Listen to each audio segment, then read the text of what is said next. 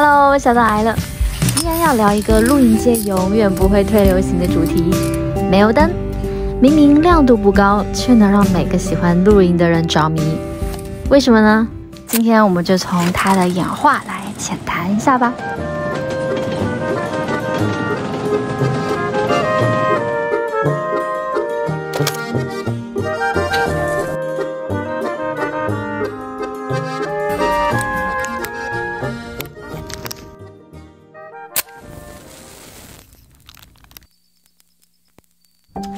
早期露营想要长时间高亮度照明，会使用气化灯，像是 Coleman 的小红帽、北极星、Petromax HK500、大批气化灯等等著名的户外灯具。亮度高，需要操作技巧，设备要养护，声音比较大，很有狂野味道，但并不是人人都容易驾驭。后来，有些露营者想要保持夜晚的安静与氛围，煤油灯的烛光质感，火焰可以调控亮度，就成为最迷人的存在。光色贴近环境，气氛神秘浪漫，操作简单，续航时间长，燃烧成本低。最早普及的煤油灯是铁道灯、马灯类型，例如旧时代古典的 Diss 美国老铁道灯、老上海光华牌马灯，或复古新创作的火手灯等等，经典优美的老式古典造型，耐用便宜，曾经是人人一盏的露营入门灯。随着电子灯越来越亮越省电后，古典马灯加上 LED 的组合就爆红，高亮度长续航，部分还要模拟烛光模式，但跟燃烧煤油灯气氛略有些不同。我是会同时并用 LED 灯加煤油灯一起布置营地，营造不同的灯光层次。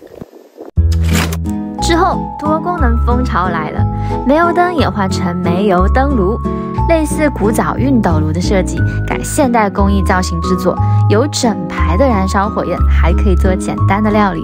这种能关火加能煮食的设计超多人爱。正当我想着古典马灯是否也能有现代工艺版本，就遇到了这款机械复古煤油灯。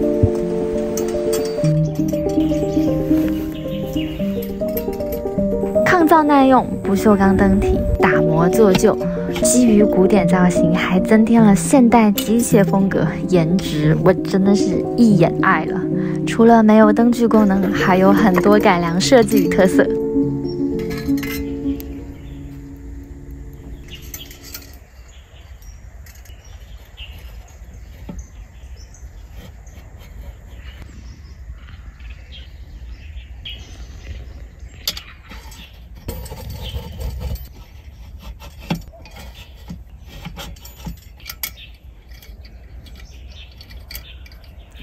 这盏灯有几个我觉得特别实用的升级。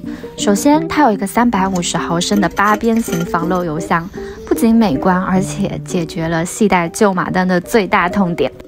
然后它有一个防烫加灯光装饰网，使用起来安全也非常好看，必要时灯放在角落，让护网向外，提高安全。并且它有一个加热支架，可以在上面煮咖啡、保温茶品，实现多功复合的愿望。同时它有12小时的超长续航，机械感简单优雅，点火控火操作手感细腻。整体是工业机械风做旧，营地风格直接拉满。防烫提把正好搭在防烫网上，拎起来不会烫手。提醒一点，棉芯式煤油灯燃烧温度不高，属不完全燃烧，部分碳原子无法与氧气结合，会有炭末的残留，形成黑色烟雾，或附着在炉架壶具下，所以要避免密室燃烧，切记要打开一些窗户缝隙，保持通风。